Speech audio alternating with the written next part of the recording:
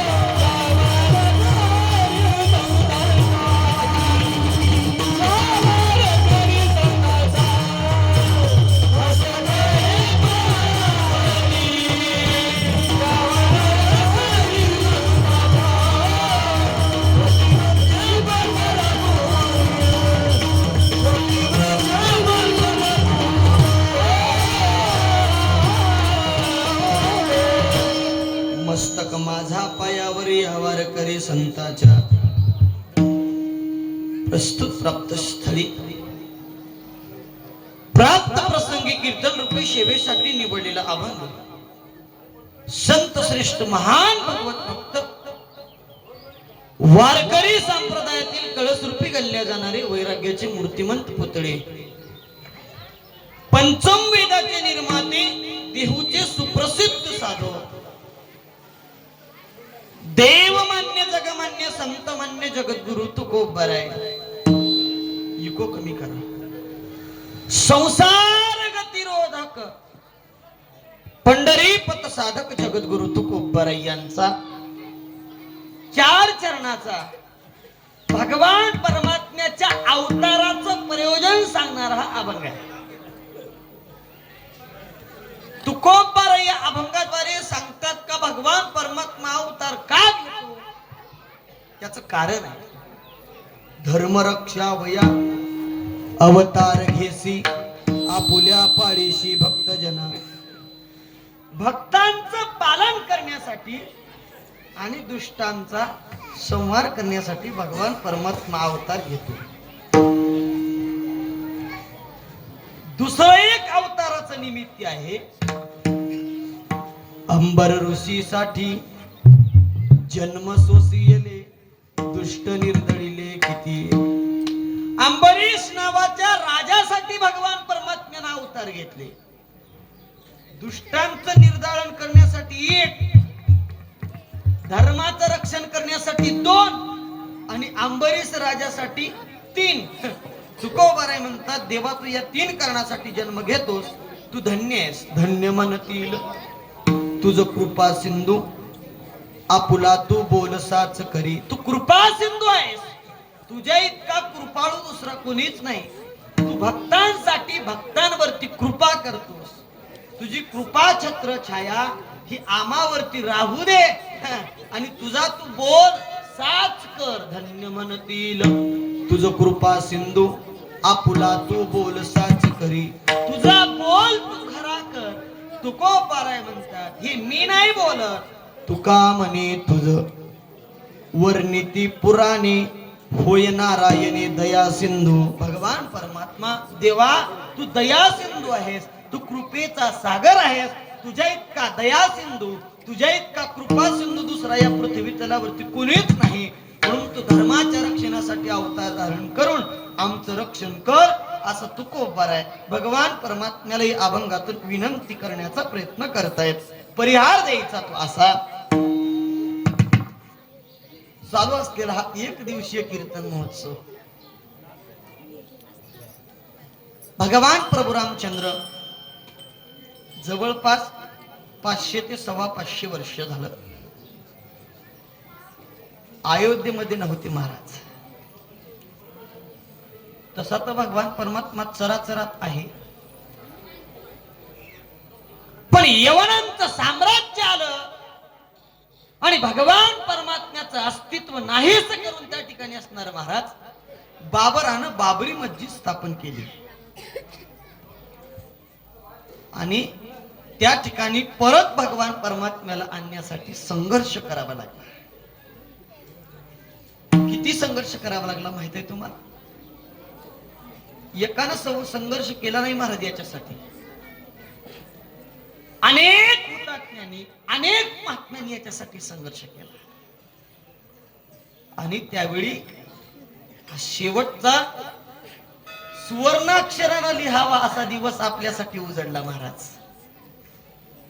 आजच्या दिवशी भगवान प्रभू रामचंद्र आपल्या सिंहासनावरती विराजमान होतील.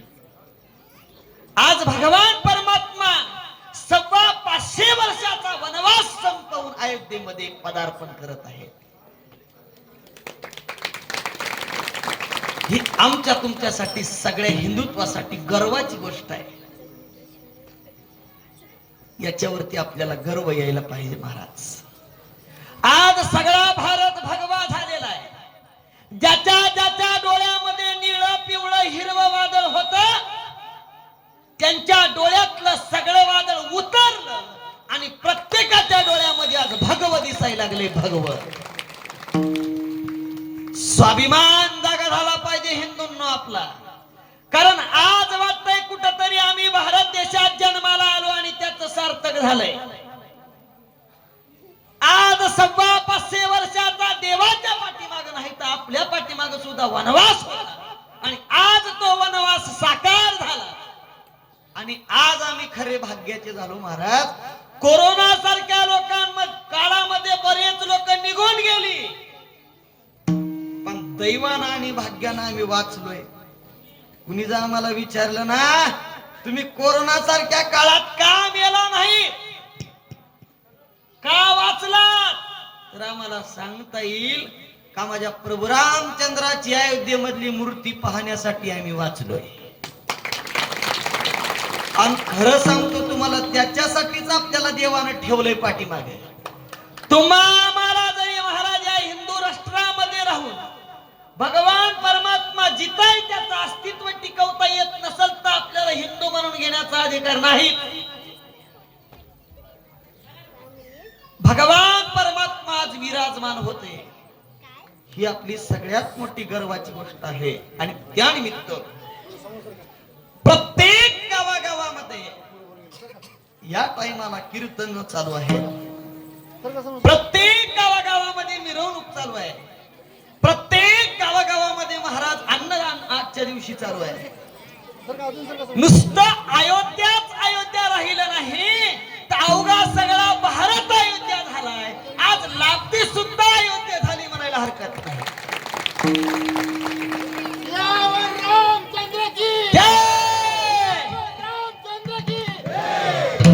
महाराज आज प्रत्येक गाव अयोध्या झालंय.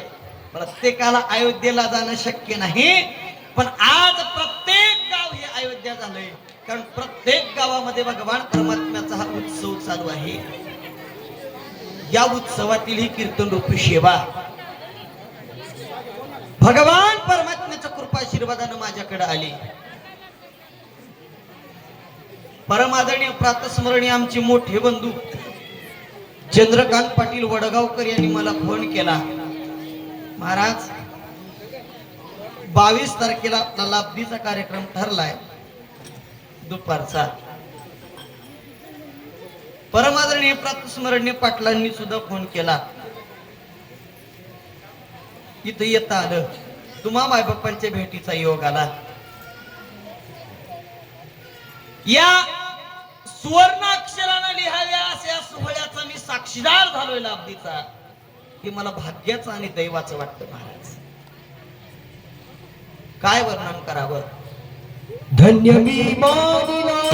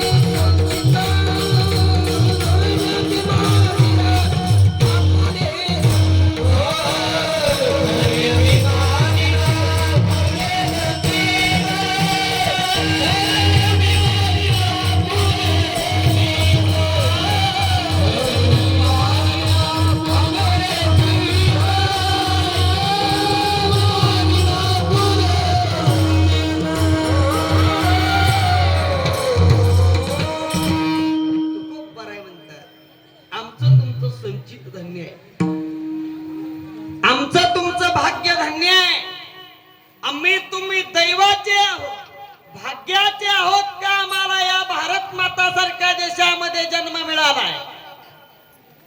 यदा कदाचित अमेरिका, इंग्लंड, आफ्रिका या देशांमध्ये जन्म मिळाला असता तर आम्हाला आम्हाला भगवान परमात्म्याचे पाय पाहायला मिळाले नसते महाराज. आम्ही भाग्याचे आहोत, आम्ही दैवाचे आहोत का आम्हाला या भूमीमध्ये जन्म मिळाला. ही भूमी साधी नाही. या भूमीमध्ये भगवान परमात्म्याचा अवतार झाला.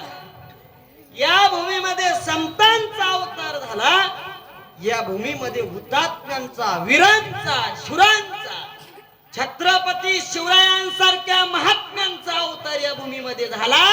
आणि त्या भूमीमध्ये आम्हा तुम्हाला जन्माची प्राप्ती झाली. आम्ही तुम्ही भाग्याचे आहोत. भरतखंडी नरदेह प्राप्ती हेतू परम भाग्याची संपत्ती, कोट्यावधी रुपयाची संपत्ती एकीकडं आणि भारतात जन्म मिळाला ती एकीकडं. आणि आम्हा तुम्हाला या भारतात जन्म मिळाला. आम्ही तुम्ही भाग्याचे आहोत, आम्ही तुम्ही दैवाचे आहोत महाराज. भगवान परमात्मा अवतार घेतो. अवताराचं कार्य एका दिवशी भगवान परमात्म्याला पूर्ण होतं. देवाला येण्यासाठी वेळ लागतो. कळतं का माझं बोलणं तुम्हाला?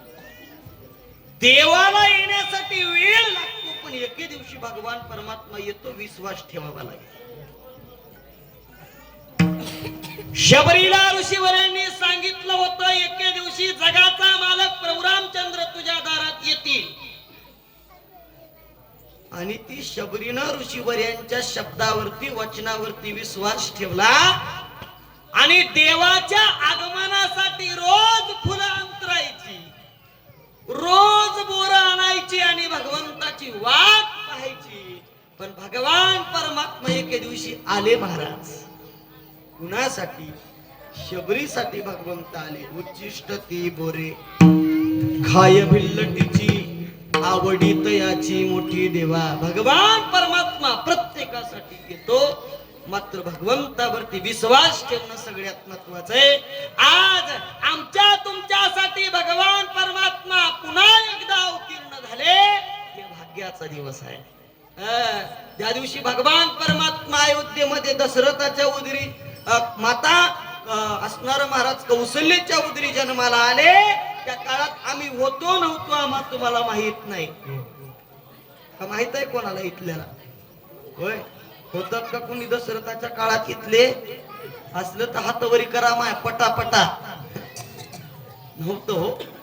दशरथाच्या काळात आम्ही तुम्ही असा नाही, पण आम्हा तुम्हाला पाठीमागच्या जन्माचा आठव नाही. आठव नाही म्हणण्यापेक्षा हा सोहळा आपण डोळ्यानं पाहतोय ना, म्हणजे 100% आपण दशरथाच्या काळापासून आहोत. कारण जे माणसं दशरथाच्या काळापासून होते, जे माणसं रामराज्यात होते, तेच माणसं आज पुन्हा रामराज्यात आलेली आहे. आज रामराज्याला सुरुवात झाली महाराज. झाले रामराज्य.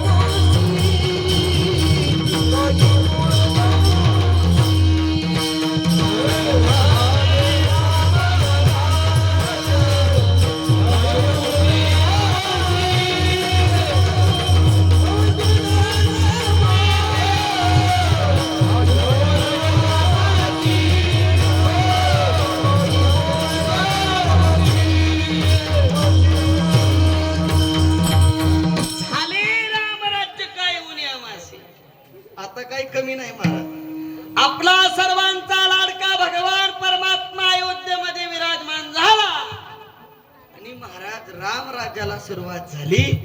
आता राम राज्यामध्ये सगळ्याला सुखाची प्राप्ती आहे. आम्हा तुम्हाला भगवान परमात्म्याचं दर्शन डोळे भरून पाहता येईल. हा आमचा भाग्याचा दिवस आहे. आज आम्ही दैवाचे भाग्याचे झालोत महाराज. असा भगवान परमात्मा एके दिवशी आला.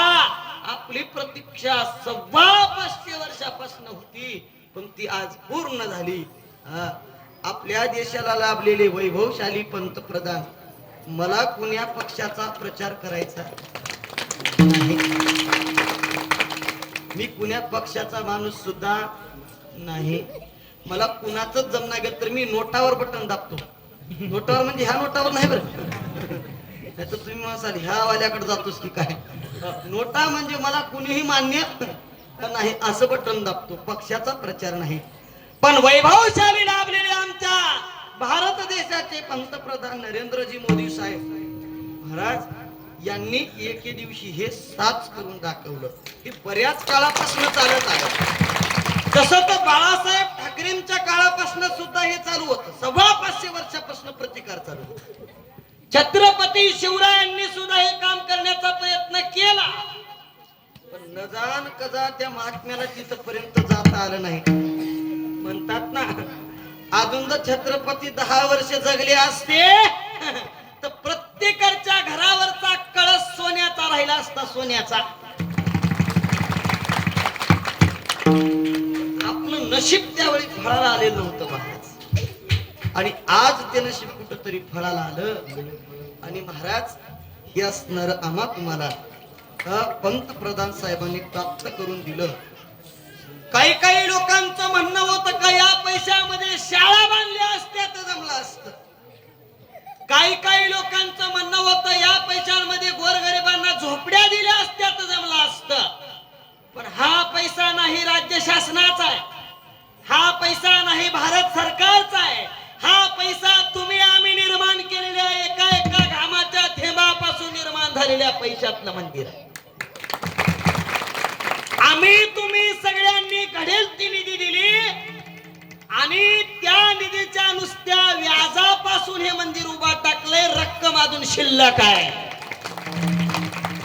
त्या रकमेचा जर वापर केला तर सगळं भारत सुवर्णमय होईल म्हणतो. अजून 10 वर्षाला एवढी रक्कम जमा झाली महाराज. ही हिंदुत्ववादींची ताकद आहे, ही हिंदूची असणार महाराज ही ताकद आहे. तुम्हा आमचा भगवान परमात्मा विराजमान झालाय हे भाग्याचं आहे. असा भगवान परमात्मा अवतार घेतो. तू खूप बरे वर्णन करतात. कधी घेतो? ज्या ज्या वेळी धर्माला ग्लानी येते, ज्या ज्या वेळी धर्माला कंप येतो, ज्या ज्या वेळी धर्म ढासळायला लागतो, त्या त्यावेळी भगवान परमात्मा अवतार धारण करतो. धर्मरक्षा होया महाराज म्हणतात. रक्षण करण्यासाठी यदा यदा ही धर्मस्य ग्लानिर्भवति भारत अभ्युत्थानम् अधर्मस्य तदात्मानं सृजाम्यहम्. भगवान परमात्मा अवतार घेतो. अवताराचं प्रयोजन सांगतात अभंगाच्या पहिल्या.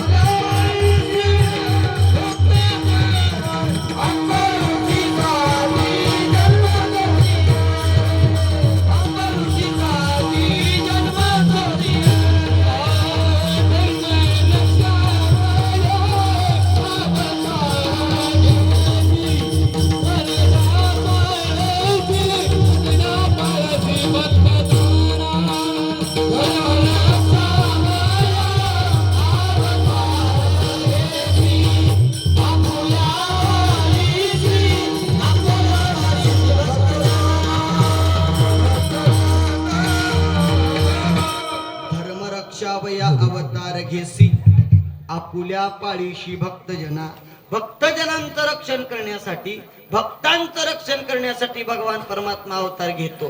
प्रत्येक युगाला घेतो, प्रत्येक काळात घेतो, प्रत्येक वेळेत भगवान परमात्मा अवतार घेतो. पण धर्माला ग्लानी आल्याच्या नंतर अधर्म झाला का भगवान परमात्म्याचा अवतार आहे, अधर्म झाला का भगवान परमात्म्याचा अवतार आहे. ज्या ज्या वेळी पृथ्वीने विनंती केली त्यावेळी भगवान परमात्मा अवताराला येतो. महाराज, भगवान परमात्म्याचं ब्रीद आहे, भक्ता राखे पायापाशी दुर्जनाची संहार. दुर्जना लोकांचा संहार करून भक्तांना पायापाशी राखणे भगवान परमात्म्याचं ब्रीद आहे. आणि त्यासाठी भगवान परमात्मा अवतार घेतो. भगवान परमात्म्याने अवतार का घेतला? भक्तांचा उद्धार, भक्तांचं रक्षण करण्यासाठी, जड जीवांचा उद्धार करण्यासाठी, अडकलेल्या जीवांना तारण्यासाठी भगवान परमात्मा अवतार घेतो. महाराज, या जीवाचा उद्धार व्हावा एकमेव हेतू भगवान परमात्म्याचा आहे. का मंदिराची स्थापना करायची? का मंदिरावरती कळस चढवायचा? का मंदिरामध्ये मूर्ती बसवायची? याच्या पाठीमागं कारण आहे महाराज. प्रमाणिक संतांची का प्रत्येक ठिकाणी भगवान परमात्मा आहे. विठ्ठल जडी स्थळी भरला, ठाव नाही उरला, आजम्या दृष्टीने पाहिला. विठ्ठलची विठ्ठल विठ्ठल विस्तारला जनी, सप्तही पाताळी भरोनी, विठ्ठल व्यापक त्रिभुवनी, विठ्ठल मुनी मानसी. भगवान परमात्मा सगळीकडे, सगळीकडे असते. या भगवान परमात्म्याला मंदिरामध्ये का बसवावं लागतं? तर त्याचं मुख्य उदाहरण, आपण सगळीकडे देवाला मानत नाही, सगळीकडे देवाला पाहत नाही, पाहता येत नाही. त्यासाठी आद्य गुरु शंकराचार्यांनी मूर्ती पूजा निर्माण केली. महाराज, या मंदिरामध्ये मूर्तीच्या पुढे आल्याच्या नंतर कमीत कमी जीव इथं तरी नतमस्तक होईल म्हणून मूर्तीची स्थापना आहे. न पाहिलेल्या देवाला भजायचं कसं? कळतं का तुम्हाला? तसा तर देव निर्गुण आहे, पण निर्गुण देवाला भजायचं कसं ही मोठी भानगड आहे. त्यासाठी भगवान परमात्म्याने महाराज सगुण रूप धारण केलं आणि तेच सगुण रूप साकार रूपानं शंकराचार्यांनी मंदिरामध्ये स्थापन केलं. म्हणजे आपण ज्या माणसाला पाहिलंच नाही त्याचं वर्णन करता येईल का? हो, करता येत नाही. महाराज, चंद्रकांत पाटील वडगावकर यांचं वर्णन करा. न बघितलेल्या माणसाला जर विचारलं तर तो माणूस काय म्हणेल? अहो, त्या माणसाला मी बघितलंच नाही, त्या माणसाचं वर्णन कसं करू? बरोबर आहे का नाही? माणसाला बघितल्याशिवाय त्याचं वर्णन करता येत नाही. महाराज, तसं भगवान परमात्म्याला बघितल्याशिवाय त्याचं वर्णन करता येत नाही, त्याच्या जवळ जाता येत नाही, त्याला आपलं करता येत नाही. म्हणून मूर्ती पूजा. आणि अयोध्येमध्ये साकार होणारा भगवान परमात्मा का साकार करायचा? तर मी सांगतो तुम्हाला, त्याच्या जवळ जाऊन त्या देवाला आपलं करून तो राम, आणि हा जीव सुद्धा अंतरात्म्यातला रामच आहे. या अंतरात्म्यातल्या रामाला, त्या रामाशी एकरूप करून जीवाने शिवाचं ऐक्य केल्याच्या नंतर जीवाचा उद्धार होतो. मुलीचं शौचालय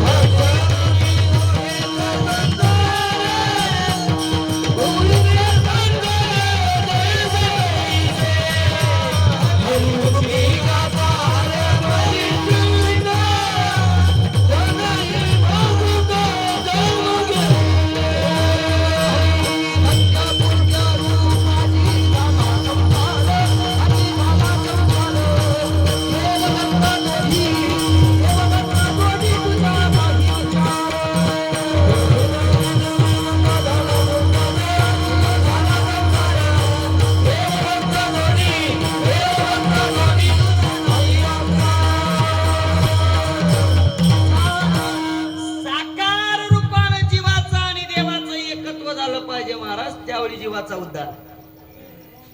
स्वतः आपण भगवान परमात्मा झालोत का जीवाचा उद्धार? आपण देव आहोत का नाही बाबा? आपण देव आहोत का नाही? आहोत. तो देवळातला देव आहे का नाही? आहे. मग त्या देवात आणि आपल्यात फरक आहे का नाही? हाय महाराज. का फरक असा? तोही देव आहे, आपणही देव आहोत. मग फरक का?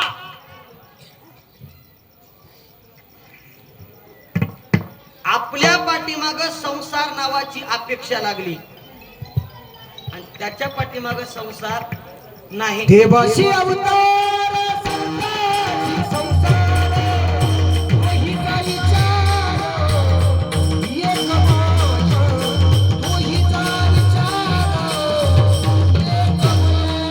देवाशी अवतार, देवाचा संसार, तोहीचा विचार, एक मान, तोहीचा विचार, एक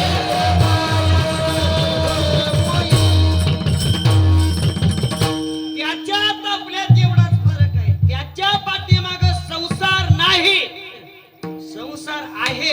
पण त्या देवानं आपला संसार इमानदारीनं पूर्ण केला आणि आपलं काम संपून निघून गेले. आपणही संसार करतो पण आपला संसार पूर्ण व्हायला तयार नाही. सांगा तुमचा संसार पूर्ण झालाय का उरलाय? इमानदारीनं सांगायचं. पूर्ण झालाय का उरलाय? अजून झालाय का? आता बॅग घेऊन तयार हो की निघायला? माझ्यासोबत नाही, यम जर आला तर. महाराज तुम्ही भाग्याचे आहात, तुमचा संसार पूर्ण झालाय. अजून काही काही लोक 90 वर्षाचे झाले. बापुरे इथपर्यंत आले, मुंड्या हलाल्या तरी चाबी सोडायला तयार. पोरण म्हणलं बाबा चाबी द्या चाबी. उभे ना सोळा करतोस रे तू. न्या मेल्याच्या महागारी काय बी कर बापू, ह्या चाबी देणार. संध्याकाळ पोरान दाबलं नरड, गेलं म्हातार देवाच्या घरी डडंग डडंगची. अजूनही काही लोकांचा संसार पूर्ण झाला. देवानं आपलं कार्य केलं, देवनीच दामाला गेले, पण आपण अजून आपलं कार्य करण्यामध्ये गुंतलो. महाराज कार्य करण्यात गुंतलो म्हणजे आपण जे कार्य करण्यासाठी आलो ते विसरलो आणि दुसरीच भानगड करत बसलो. त्यामुळं महाराज म्हणतात जसं आलं तसं निघून जाण्यात फायदा नाही. ज्यासाठी आलो ते कार्य करणं महत्वाचं आहे. जीवन उद्धारासाठी भगवान परमात्म्याचा अवतार आहे. आमच्या देवाला आपण आपलं करण्यासाठी आलो. जीवन उद्धारासाठी आमचा तुमचा जन्म झालाय. महाराज जसे आले तसे निघून गेलो तर फायदा नाही. दृष्टांतानं सांगतोय का, एका 200 एकर पट्टेदाराच्या मालकाची एक नंबर 1 घोडी होती महाराज. 4 लाख रुपयाची. किती लाखाची? 4 लाख रुपयाची घोडी होती. माय लई दिवस भेटल्या काय तुम्ही एकुणिकीला बोलायला? हा इथंच भेटलंय काय तुम्हाला बोलायला एकुणिकीला? भानगड आहे हो. ही एखादा गेलं की गुलगुल गुलगुल हे इथं चालूच राहते. हे कीर्तन होय माय, बोलायचं ठिकाण होय काय? हा कीर्तनात बोललं की मोर्चा जन्मात बेंडकोळी होती म्हणे. तुम्हालाच बेंडकोळ्या होया झालं तर तुम्ही बेशक बोला की अर्धा घंटा कीर्तन बंद करून तुमचं बोलायचंच ठेवत काय? भानगड मोठी आहे. याही एकदा बोलायला चालू केले मंडू पाटील यायचं बोलणंच सर ना. खांद्यावर घागर राहो, दोस्कीवर भारा राहो, फक्त बाई गटाव. बाई गटल्यावर खांद्यावर 20 किलोची जर घागर असली तरी बोलत उभा टाकते. घागर खांद्यावरच. अर्ध घंटा झालेले कळना, घंटा झालेले कळना, वज्ज होईना, खंदा दुखना, कंबर दुखना आणि 4 घागरी पाणी भर म्हणलं की मग माय लई खंदा दुखालाय. 2 बाया बोलायला देवा उग भरते. लई भानगड पोटी. ऐका ज्यासाठी आलो तसं जाणं काय द्यायचं नाही. 200 एकरच्या पटलाची उमदी नंबर 1 घोडी एका माझ्यासारख्या माणसानं सोडली, बांधलेली घोडी सोडली, इकडे तिकडे बघितलं कोणी दिसलं नाही, 50 पावलं चलत गेला, 1-2 आऊट चलत गेला, इकडे तिकडे बघितलं कोणीच दिसलं नाही. म्हणलं आपलं साधलं, घोडी आता पळवायची. म्हणला घोड्यावरती बसला, टाच मारली, पळविली घोडी. घोडी पळविल्यावर जिरते का? जिरणा काय करायची? म्हणलं हिला इकून पैसे करायचे. म्हणला थेट घोड्याच्या बाजारात. घोड्याच्या बाजारात गेल्याच्या नंतर उभा टाकला, थोडं वैर निकत घेतलं, मालक उभा टाकला आणि टाकला असा रुबाबदार. आलेलं गिराईक विचाराव काय भाव घोडीचा? यानं म्हणला 4 लाख रुपये. आलेला माणूस तोंडात दात घालून उभं निघून जाव, कारण पैसे तेवढी लेखुना कळत नव्हती. मोठ्या पाटलाची घोडी आणि घ्यायला कोण लागते? तसंच मालक लागते महाराज. 4 वाजले तरी गिराईक लागणार. यानं म्हणला आता जर या घोडीचा मालक आला तर आपलं काही खरं नाही. मालक येण्याच्या आधी जर घोडं इकलं तर जमलं. म्हणला 4 वाजता बुलट गाडीवर बसून टार्चचे कपडे घालून अशी खादी टोपी लावून एक वाजत गाडी आली. आल्याबरोबर याच्या जवळच थांबलं ते. राम राम राम राम. बरी आहे म्हणला घोडी. काय सांगलेल्या किंमत? म्हणला 4 लाख. त्या मानानं घोडीच्या काही लय किंमत नाही. म्हणला उगा अजून 1-2 लाख वाढूनच व्हायची वेळ घोडी तुमची. तर चांगली घोडी आहे पण तुम्हाला तिची किंमत माहित नाही का की कमीच सांगलेल्या. म्हणला काही घोडीची खोड हे म्हणला घोडीची काहीच खोड नाही. बरं बरं इकायसाठी तर बाजारात आणलो की. म्हणला मग तपासून बघाय काय हरकत?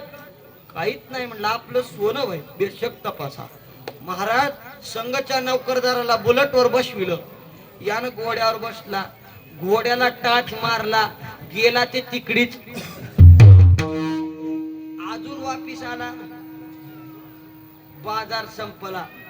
लोक म्हणले इकलं का हो घोडा? यानं म्हणलं इकलं की. केवढ्याला गेलं? आणलं तेवढ्याला दिलो. म्हणला लोकांचं आणलं लोकाला काय हसू लागल्या? आपलं तसलंच वय. भक्तीवीन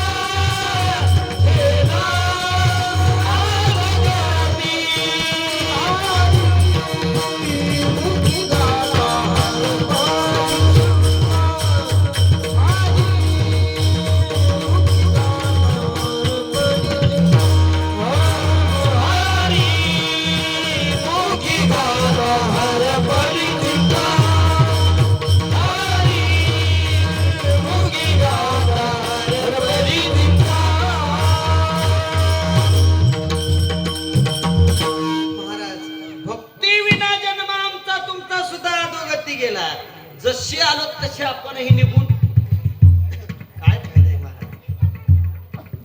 म्हणून महाराज सांगतात भगवान परमात्म्यानं धर्मरक्षणासाठी अवतार धारण केलाय. एक गोष्ट धर्मरक्षावया अवतार घेशी. भक्तजनांच्या उद्धारासाठी भगवंतानं अवतार धारण केला. तुकोबार आहे एवढंच कारण तुकोबार आहे म्हणतात नाही, दुसरं एक कारण आहे अभंगाच्या दुसऱ्या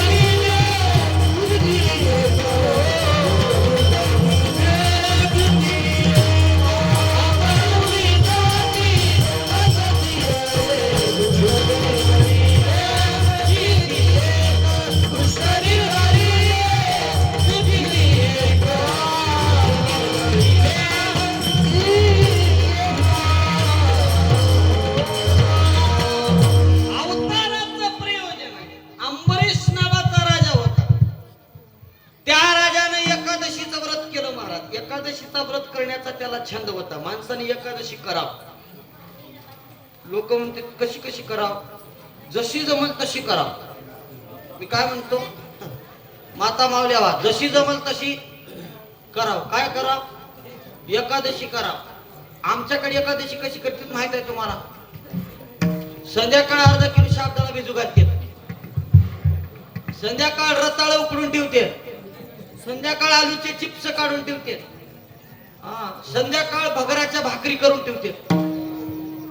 भानगड झाली हो एकादशीची. आता एकादशीला कोथिंबीर जमलाली, आता एकादशीला कढीपत्ता जमलाला आहे, आता एकादशीला अद्रक लसूण कांदा जमलाला आहे. उघड टाळक्याची भाकरी पिठलं करून खावा एकादशीला हो माईचं. भानगड झाली एकादशी. अंबरीश नावाचा राजा एकादशी करीत होता. महाराज निर्जला एकादशी, पाणी सुद्धा प्यायचं नाही, एवढी एकादशी कडक. अंबरीश राजाने 1 वर्षाची एकादशी केली आणि 24व्या एकादशीला अंबरीश राजाच्या व्रताची सांगता होती.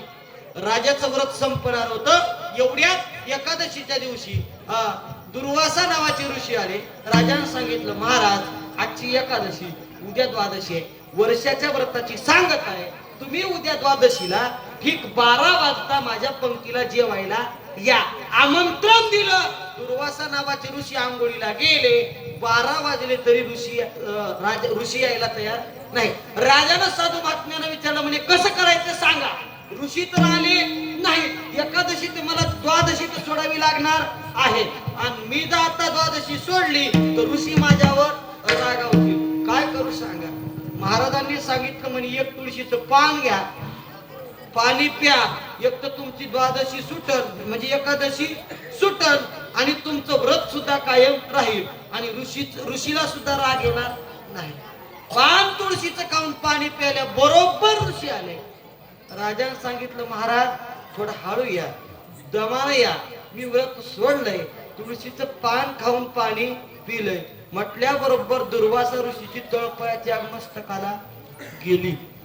पण ऋषीने शाप दिला, राजा मला आमंत्रण देऊन न बोलवता तू व्रताची सांगता केली, जा तुला 10 वेळा गर्भवास सोसावा लागेल. शाप दिला. अंबरीश राजा देवाकडे आला, म्हणजे देवा सांगा माझं काही चुकलं का? मी तुमचं व्रत केलं आणि मला शाप मिळाला. देवाला राग आला. देवानं सुदर्शन नावाचं चक्र दुर्वास नावाच्या ऋषीच्या पाठीमागं धाडलं. दुर्वासा पुढं, सुदर्शन पाठीमागं, दुर्वासा पुढं, सुदर्शन पाठीमागं. 1 वर्ष फिरले. फिरल्याच्या नंतर महाराज दुर्वासा नावाचे ऋषी देवाजवळ आले. देवा तुमचं चक्र थांबवा. देवानं सांगितलं आपल्या हातात नाही. मग अंबरीश राजाचे जाऊन पाय धर. चुकलो मन. त्यावेळी हे चक्र थांबल. दुर्वासा नावाचे ऋषी अंबरीश राजा जवळ आले. अंबरीश राजाचे पाय धरले. महाराज हे थांबवा. त्यावेळी अंबरीश राजानं थांबवलं. पण शापाचं काय? 10 वेळा गर्भवास कोण भोगणार? देवानं सांगितलं, राजा तुझ्यासाठी 10 वेळा गर्भ मी भोगतो. म्हणून अंबर ऋषी साठी जन्म सोसियले दुष्ट निर्दळिले किती एक विठ्ठल.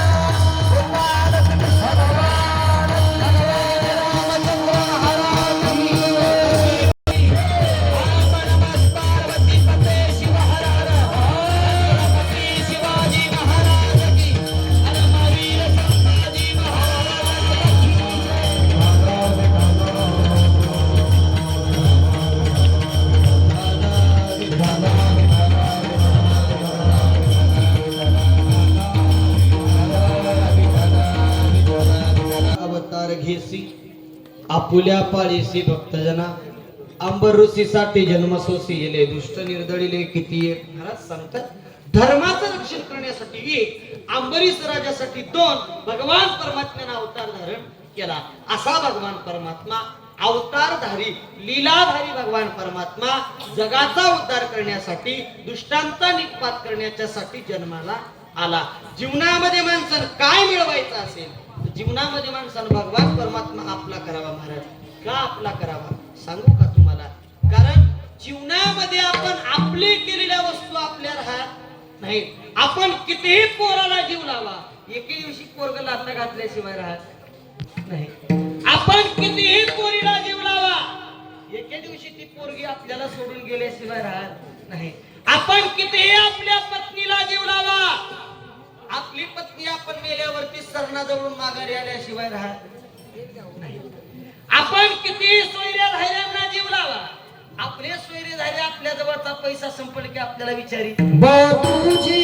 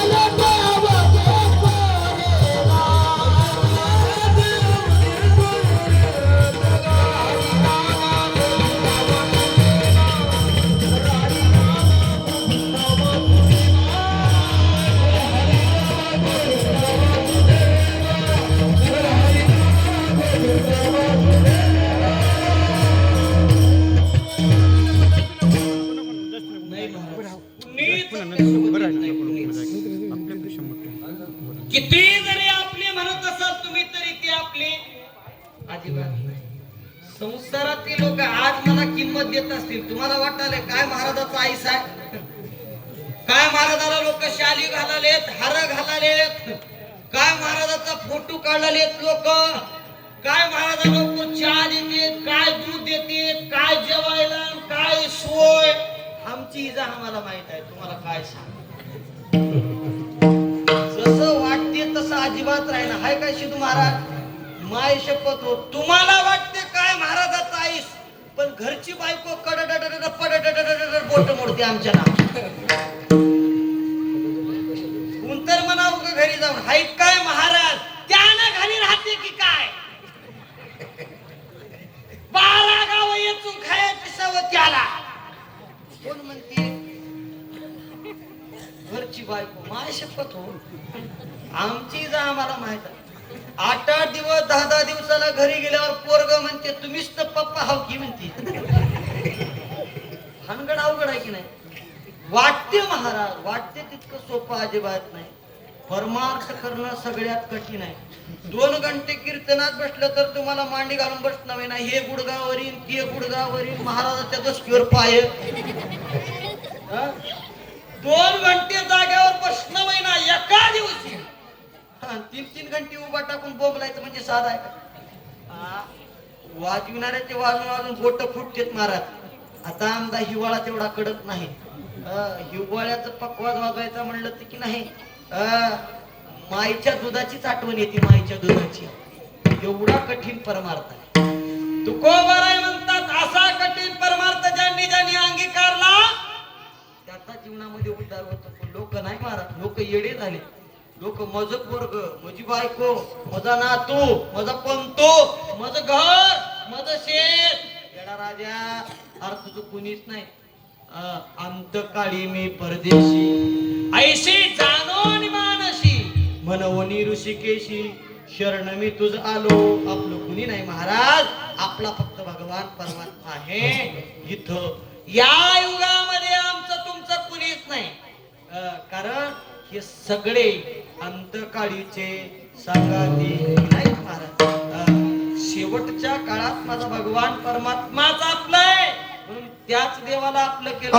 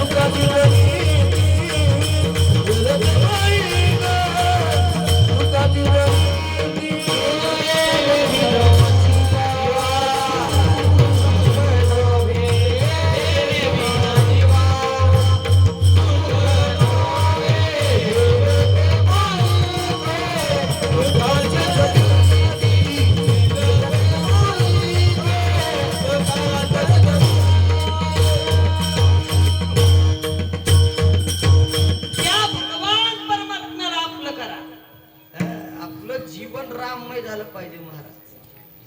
कारण राममय जीवन झाल्याशिवाय संसार तुटत नाही. या संसार बंधन तोडावे गी. या संसाराचं बंधन तुटल्याशिवाय देव आपला होत नाही. नुसतं अयोध्येला जायचं म्हटलं तरी संसाराचं बंधन तोडावं लागतं. नुसता राम आपला करावा म्हटलं तरी संसाराचं बंधन तोडावं लागतं. स्वतःच शरीर राममय करायचं म्हटलं तरी संसाराचं बंधन तोडावं लागतं. का संसार बाजूला करायचा? मिथ्या आहे, आपला नाही. संसारातील लोक कामापुरता आपला वापर करतात म्हणून संसार महाराज तोडायचा. तुम्हाला वाटत असेल आपला विषय चालू होता, काय महाराज लोकायचा आईस, काय महाराज लोकायला शाली, काय महाराज लोकायला रोज हार, काय महाराज लोकायला दूध. अजिबात नाही. तुम्ही सोडाच ते. जोपर्यंत आमचे कीर्तन चालू, जोपर्यंत आमचं नरड चांगलं, जोपर्यंत तुमचा आम्ही हट्ट पुरवू, तोपर्यंत लोक म्हणतील राजूरकर चांगला. ज्या दिवशी आवाज बंद झाला, ज्या दिवशी बोलणं थांबलं, ज्या दिवशी या घशातून आवाज येणं बंद झालं, त्या दिवशी लोक राजूरकराच्या पाया पडित नाहीत, राजूरकराला तुडीत जाते, तुडीत. कळते काय? येरी तारी माझा विचारी ते कोण, येरी तारी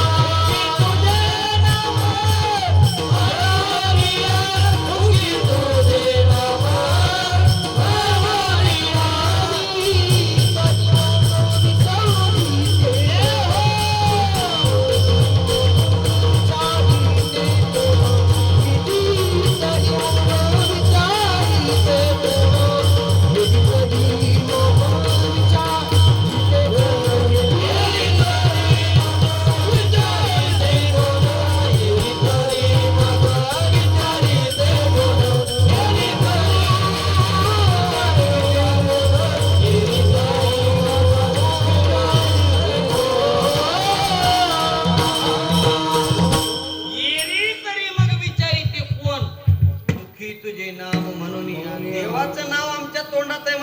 विचारतात महाराज. तुम्हाला तरी कोण विचारते का? तुमच्या जवळ पैसा आहे म्हणून लोक तुम्हाला विचारते. पैसेवाला माणूस झाला, या पाटील या बस, आपली खुर्ची त्याला देतील. आणि एखादा भिकारी जर मंडपात आला तर कोण म्हणते? लोक म्हणते. एखादी 10-5 तोळे घालून सनगवाली जर बाई आली तर तिला कश करतात बाया? बाया या बाया या बाया या पुढे या पुढे या पुढे या. आणि घेतलेल्या मंगळसूत्रावर झाली तर विचारित नाहीत मराठी लोक. तुमच्या जवळची संपत्ती, तुमच्या जवळची स्टेट, तुमच्या जवळची प्रॉपर्टी असते तर लोक तुम्हाला विचारतात. खरं आहे की खोटा आहे? खोटा आहे का बाबा? खरं आहे खोटा आहे? खरं आहे महाराज. हे लक्षात ठेवा. पण आमच्या जवळची संपत्ती असो नसो, आमच्या जवळती पैसा असो नसो, आमचा भगवान परमात्मा आम्हाला विचारतोय. देव आपला करण्यासाठी पैशाची गरज अजिबात नाही. देव आपला करण्यासाठी संपत्तीची गरज अजिबात नाही. देव आपला करण्यासाठी बायकोची मुलाची गरज अजिबात नाही. देव आपला करण्यासाठी शेताची घराची गरज अजिबात नाही. देव आपला करण्यासाठी फक्त भावाची गरज आहे. ज्याच्या शरीरामध्ये उत्तम भाव आहे इथं दिसल्याशिवाय राहणार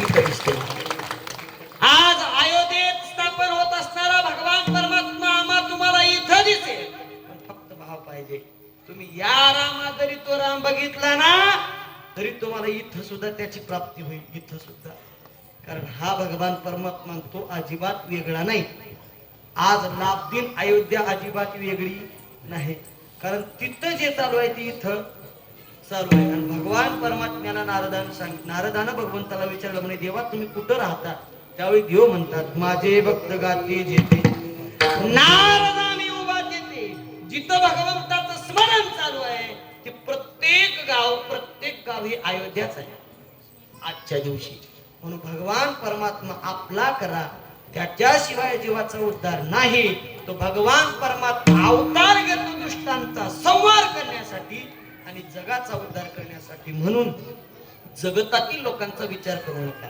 भक्ती करत असताना कोण काय म्हणेल याचा अजिबात विचार करायचा नाही म्हणणारे लोक म्हणत राहते तो लोकांचं तोंड झाकता येते का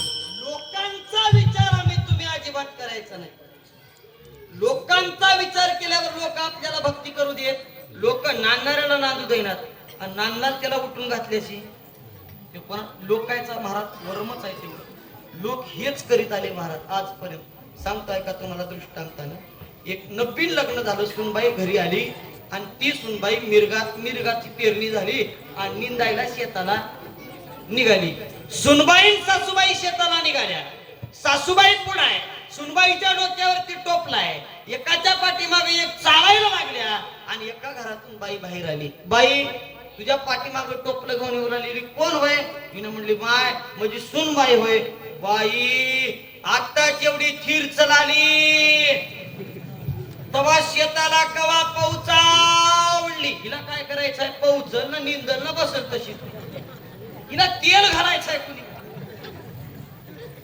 सासू म्हणली बाई काय सांगा 4 महिने झालं लग्न होऊन झालं नाही अशीच करली पायात धोंडी बांधली आणि म्हणली म्हणतात माय तुमच्या सासा असत आता कुठं सासायचं चलाले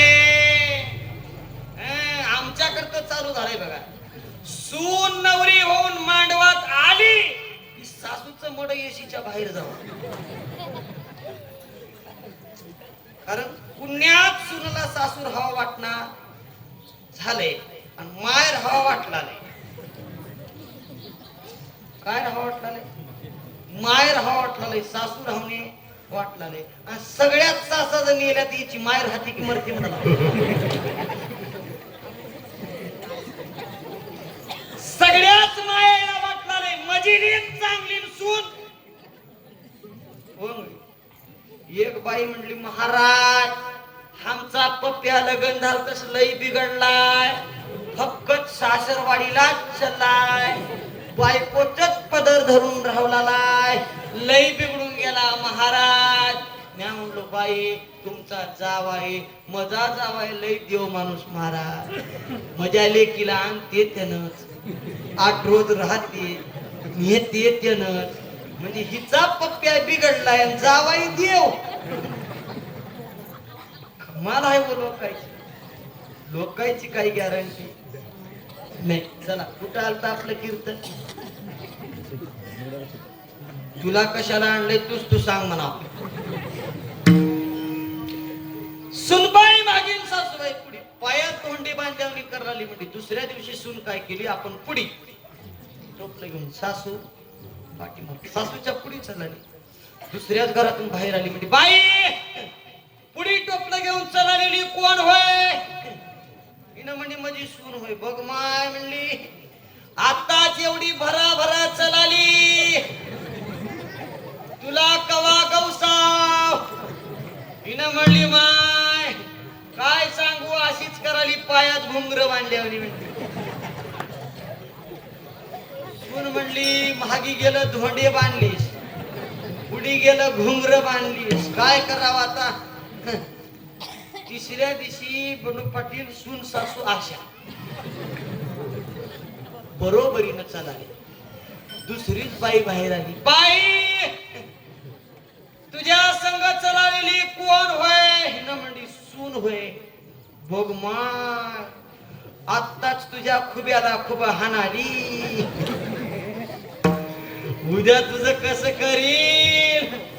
हिनं म्हणली माय अशीच कराली. हिनं सवत केल्या म्हणली.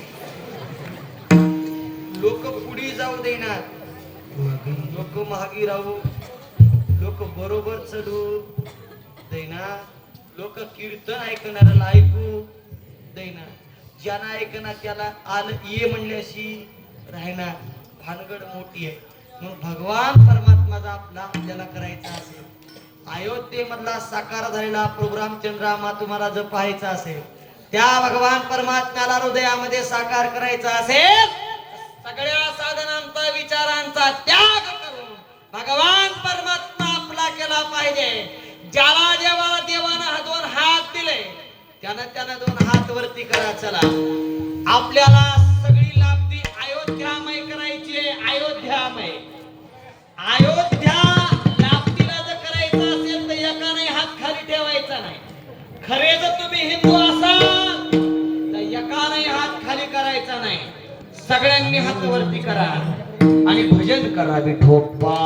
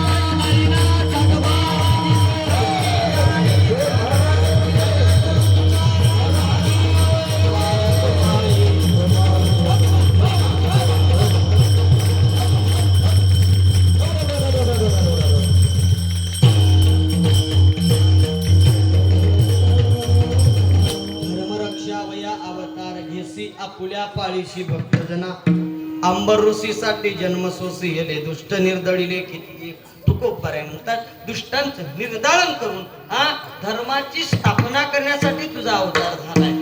तुकोबरे म्हणतात. पण तू कसा आहेस? तू धन्य आहेस.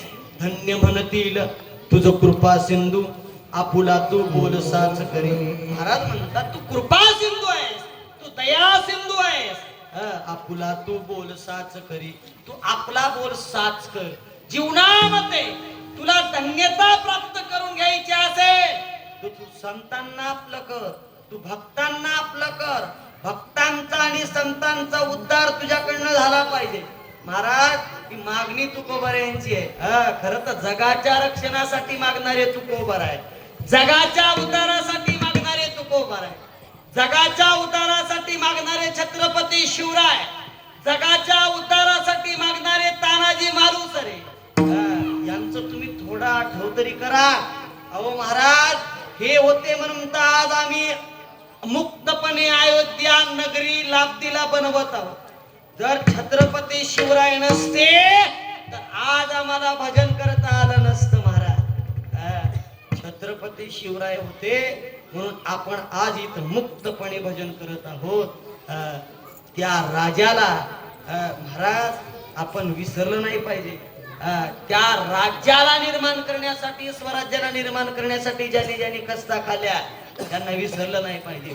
त्यांचा सुद्धा अवतार धर्मरक्षणासाठीच होता. म्हणून तर म्हणतात ना, एकच राजा इथे जन्मला शिवनेरी किल्ल्यावर. एकच राजा इथे जन्मला शिवनेरी किल्ल्यावर. माझ्या राजाचं नाव गाजते गड किल्ल्याचं दगडावर. माझ्या राजाचं नाव गाजते गड किल्ल्याचं दगडावर. राजाचं नाव गाजते गड किल्ल्याचं दगडावर. एकच राजा जन्मला एकच राजा इथे जन्मला शिवनेरी किल्ल्यावर. एकच इथे जन्मला शिवनेरी किल्ल्यावर. माझ्या राजाचं माझ्या देवाचं माझ्या राजाचं नाव गाजते गड किल्ल्याचं दगडावर. माझ्या राजाचं नाव गाजते गड किल्ल्याचं दगडावर. हे सुंदर स्वराज्य निर्माण केले तलवारीच्या धारेवर. तलवारीच्या धारेवर. तलवारीच्या धारेवर. प्रेतेसाठी वार झेलले आपल्या निधड्यासाठी. आपल्या निधड्यासाठी. आपल्या निधड्यासाठी. प्राणपणाने प्राणपणाने लढले मावळे भारत त्या राजावर. छत्रपती शिवाजी महाराज की धर्मवीर संभाजी महाराज की. माझ्या राजाचं नाव गाजते गड किल्ल्याचं दगडावर. माझ्या राजाचं नाव गाजते गड किल्ल्याचं दगडावर.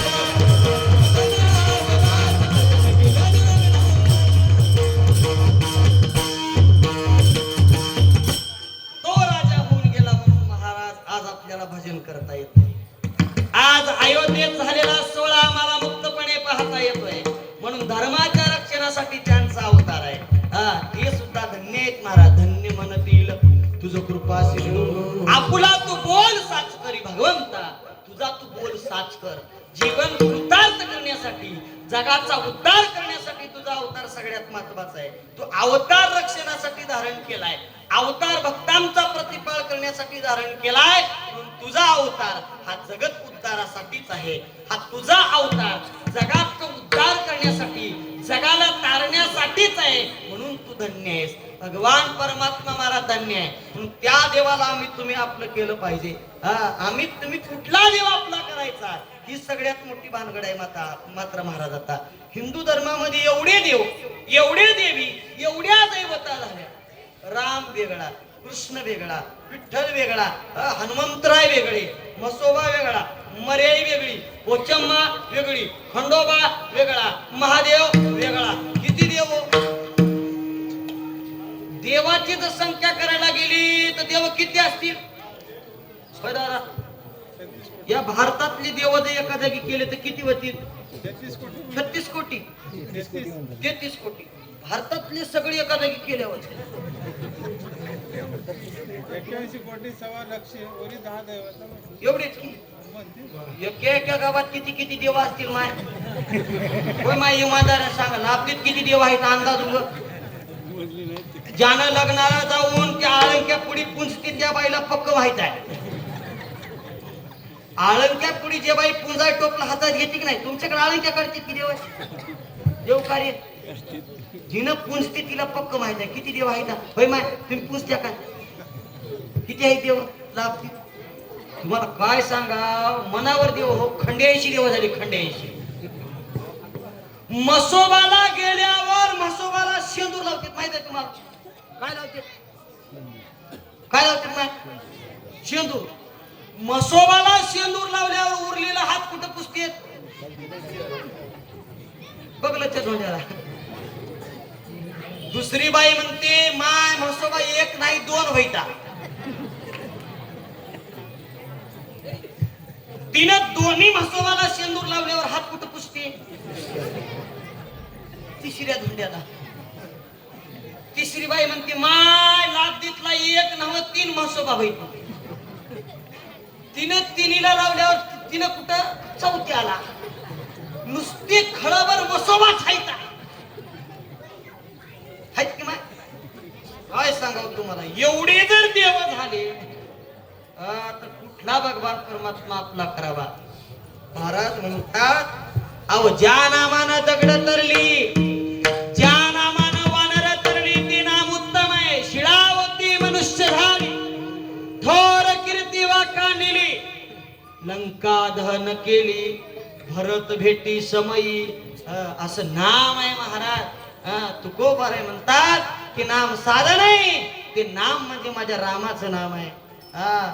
अक्षदा वाटा आणि सगळ्यांनी महाराज असं जोरात भजन करायचं प्रोग्राम चंद्राचं, का लोकायला आजूबाजूच्या खेड्याला सुद्धा वाटलं पाहिजे का अयोध्या म्हणजे लाभदीत झाली की काय. सगळ्यांनी भजन करायचंय. चला. श्रीराम जय राम जय जय राम श्री राम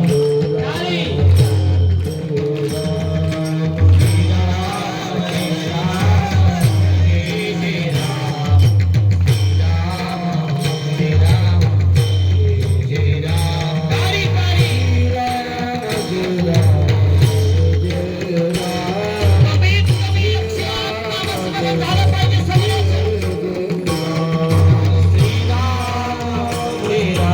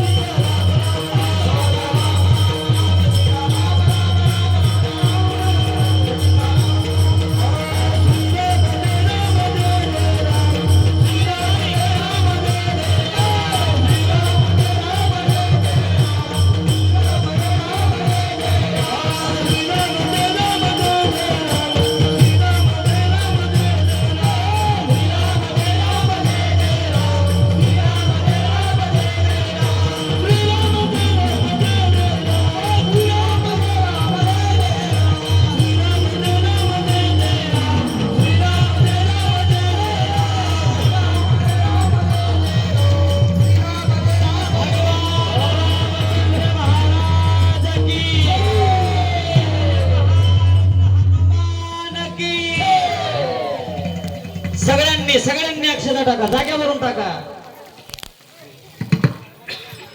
महाराज ही सुवर्ण घडी, हा सुवर्ण क्षणामा तुम्हाला बघायला मिळाला.